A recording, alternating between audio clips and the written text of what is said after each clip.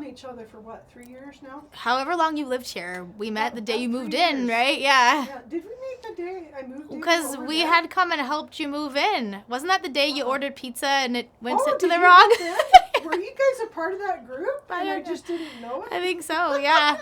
Yes. Yeah, and then shortly after that, we got started walking together. Yeah, and I ordered the pizza and sent it to Bountiful. Right, to your old house, yeah. Yeah, I'm like, can I get my money back in any way? Nah, it was probably a no, right? Yeah. Actually, they were good. Oh, were they nice about it? Like, I'm so sorry I didn't That's change funny. the address in your app. Yeah. So that's when we first met. Yeah, you moved into the neighborhood, and then we got our little walking group. We brought you into our little walking group, and you did, which was awesome. It was fun. You have been through, like, oh my gosh, so much has happened to you since I've met you. Oh. But, I mean, one of my first memories of you was just meeting Delia and Robert. Yeah, Robert and So Delia. I would love for you just to talk, and even like the talk you just gave. What was that, last Sunday? Oh, yeah, in church a couple Sundays ago. Samoa, just your experiences there. Just you have been so good, even for me and for everyone. Like, you are the person, like, if I didn't show up, because I was getting sick a lot at that time. I was still trying to recover from the lung thing. Yeah. And so I'd get colds, but you weren't there today. Where were you? I'm looking for you. Like, Even last Sunday, I was like, Candace, you weren't here. I'm like, yeah, Caesar. I thought Yeah. I slept. I felt so bad I slept. I literally slept. I woke up and like, dang it. Yeah. Yeah. So I didn't want that. So so talk to me. What has really been your motivation as you've looked at other people that says you have this strong desire to just help? What drives that for you? I don't really know. I wish I had a good answer for that, but I think probably like when I was a kid and like the people that helped my family and how much that meant to me. So I think that makes it easier to see other people's needs instead of, I think that helps. It's just, I have a lot of really fond memories of other people in our ward and community, like doing a lot for my family. Oh. And that's the key. But you've kept going. This is like a part of who you are. I mean, so over time, is it because you've practiced in life? I mean, what is it? I don't know. I don't know. That was from forever ago. I mean, you experienced it, so I'm hearing you say. Yeah. And that's the kind of people my parents are too. Like that's how they raised us too. If there was, you asked about Robert and Delia. So the very first time I ever met Robert and Delia, we had just barely moved here. So it was like 6 years ago. And I would go out. I hadn't started the little walking group yet because I didn't have any friends yet. And so I would go out in the mornings to go running. Like I'd get my kids to the bus stop and then I'd go for a run. And oftentimes there would be Robert and Delia sitting at the park at that same table that you and I saw them sitting out there a million times. And Delia would yell at everyone who ran by her. I'm going to butcher it, but siéntense! Is that sit down? I think it's siéntense or siéntense. Really? I don't scream it. She'd scream it. She had dementia, and so she'd put her hands up and or chica! And she'd just yell at everyone who ran or walked by her at the park. And of course, Robert was like a little bit embarrassed by her, and so he'd be shh. Stop, and trying to shush her or whatever. Something changed. And everybody would just kind of walk by them, and I couldn't, like, I have time to sit by them for a minute. And so I that first time I sat down, I learned their names, I said hi. And then from there, every time I went, I started sitting down by them and, getting to know them more, to the point where they started, like, looking for me and watching for me and opening up, and it really became just like a very small thing that I could do, but that made a really big difference to them because they had no social contact. I think you did and a lot. I don't know, but it did kind of, what was kind of beautiful about it is I think that, especially older people and especially people with dementia, I'm lucky that my dad always worked in like elderly care, like geriatrics, and so I feel comfortable with people with dementia, and I felt comfortable with people who are older, but it was the sort of thing where after like people started seeing me do it, and then my friends doing it, then I'd get to the park and there would be other people already sitting by them and talking to them and having a conversation, because I think it felt safe to them, or okay. Sure. Someone just needed to break the ice, and that became a really beautiful thing too. Seeing other people reach out and help them during the times when I couldn't, especially when I got a new job, when I went from working from home to working as a teacher, and I wasn't able to be there for them every morning. I remember I was really like stressed out about who was gonna care for them, and like I could still do things like, I need you to fix my computer. Okay, I can come over after school, or I can come over on the weekends, or do the little odds and ends that they needed. But they really, really needed like that daily social interaction from somebody. And I was really, really worried about how they were gonna get that if it wasn't from me, and I was stressed out about it, and I was praying about it. And I remember, I don't know, 3 or 4 months after I started my new job, Robert telling me that there was a couple that lived in our neighborhood and they had invited him over.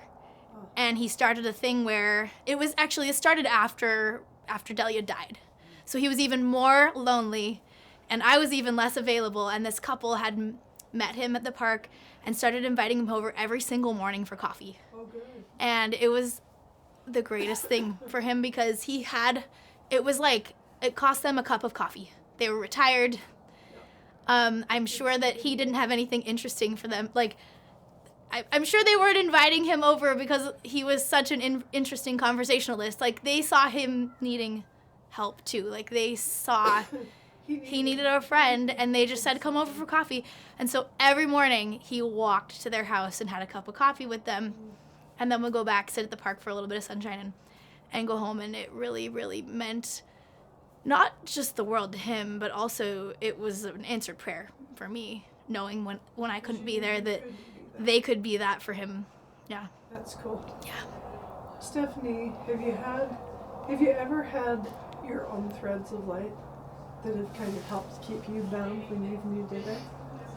Like, when you say threads of light, so other people, or it's this idea in some ways. I mean, someone said today, angel might be some way to say it, like your own angels that you've needed. Sounds like that couple was one of them for you. Yeah. But any thoughts on that? So many. I have a hard time even picking one. I feel like there have been so many angels. Can I talk about you? You can, sure. Okay. I thought has anyone cried yet? No, I'm just kidding. Yes, we've okay. had some tears. This is emotional for me because, okay, so, a year and a half ago, I changed jobs and became a teacher. And I did that because You were tired. All that. You'd been through school. And yeah, stuff, right? but I had a perfectly fine job before, and I just felt that I needed to make a change. And so I had substituted in the schools and thought I knew what it was going to be like and thought that I was prepared, and I wasn't. As you know, I was not prepared. It was much harder than I realized it was going to be for someone who I'm an emotional person. Sure.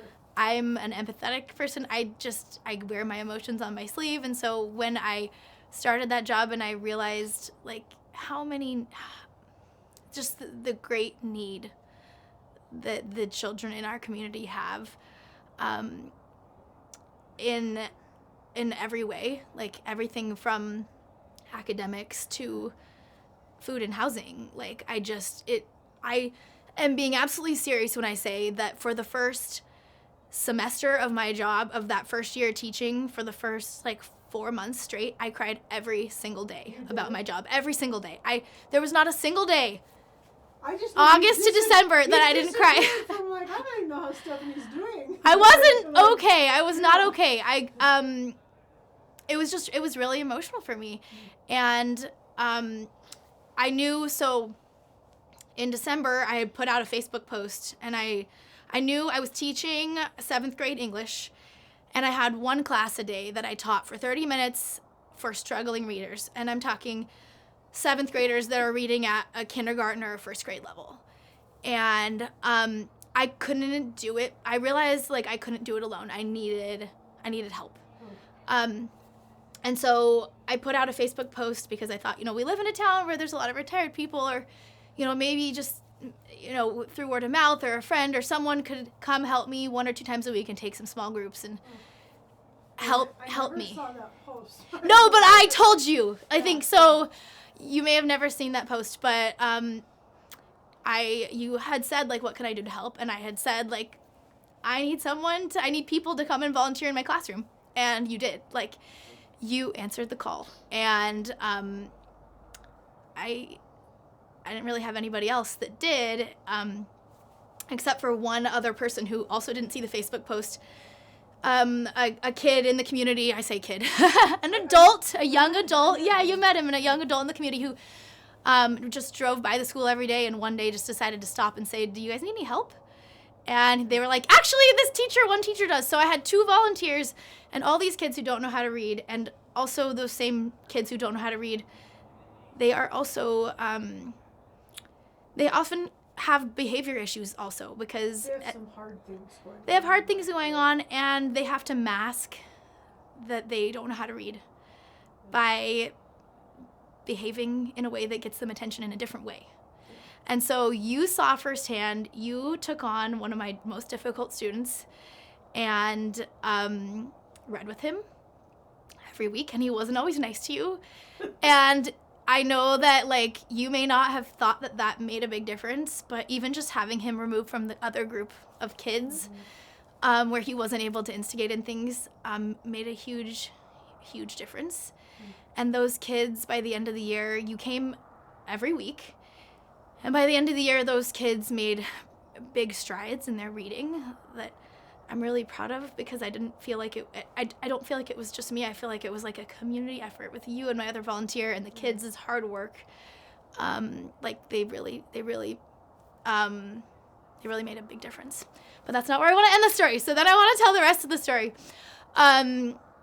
So the one kid who you worked with, we'll call him Tim, okay? Tim. Tim wasn't very nice to you sometimes. He was a little stinker, and you had said, like, this is going to be my last day or whatever, but you had promised him that at some point you had mentioned to him, like, we could look into your family history. Yeah. And so he had been absent for a week or 2, and he wasn't there when you had said, like, this is going to be my last day. And so when he came back to school, he was like, wait, where's Candace? And I was like, oh, she's not coming anymore. We don't have to do this class anymore. We're just going to have this other project for the rest of the year. And he was like, she promised me that we were going to look up my family history. And I was like, okay. So I called you or talked to you at church, or I can't remember what. We talked, and I said, like, hey, maybe we could do like a little family history project with this group of kids. Because you had offered to, like, I don't think when you offered, you knew what it was going to become. I think but you said too, how can we play to strengths a little bit? Yeah. Let's actually use what you do for your career.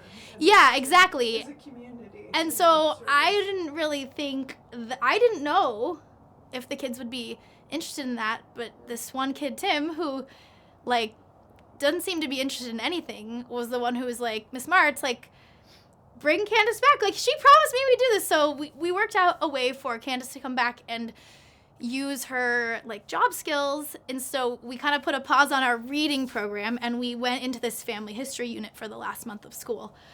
And my expectations for it were so low, because these are kids who I just didn't think would care, and they really, really ran with it. They loved it so much. Do you want to? I was surprised by one of the girls in your class. Yes. It was like what I called the mean girls. Someone defined it. Yeah. But I'm like, look, you guys, like, we found that 2 of them actually were probably cousins. Yeah, so. The third one's super sad, and like, look, I thought, she's like, because I'm not from there. I'm like, where am I from? And we never could answer that question for her, because I couldn't help everyone. No, but the ones that got the most into it you helped. And I was literally getting emails from my students at like 2 a.m. saying like, look who I found I'm related to. I'm related to Julius Caesar. Or like, go to bed.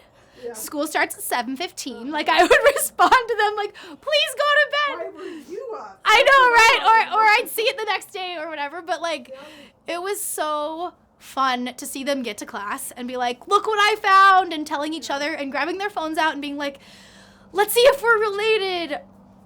Or some of the most heartwarming stories were the ones where they went back, where you encouraged them to go back and talk to their families about certain family members or traditions or stories. They were resistant. Yes, at the very beginning, my favorite thing that happened is when I told them that we were going to do this, some of the kids were a little bit interested, and the other half were like, oh, Miss, we don't need to do this. We already know we're all from Mexico. Like, that was we're all from Mexico. We know where we're from.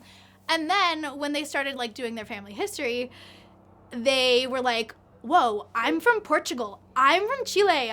I have ancestors from Australia. Like, it ended up that this little class of like 22 kids had ancestors just that we found from like 48 countries.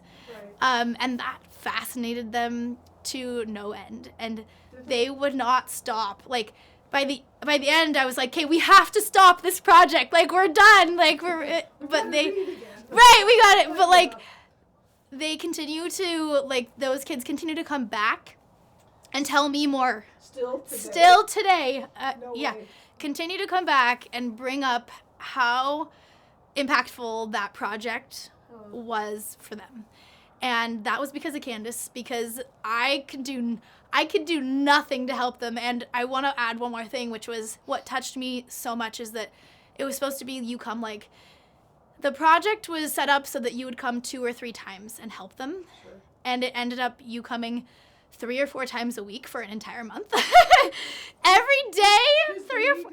They needed so much help, and they wanted the help. That actually helped us. So And we are terrible. when you would show up, they would mob you at the back table to like, help me with this, this is where I found, and so it was just, it warmed my heart to see that there were people, that there was someone in our community, that was willing to give up their time every day for kids that really needed that. And for me, it actually, I don't know how much it had to do with me, but it was them actually seeing that they mattered.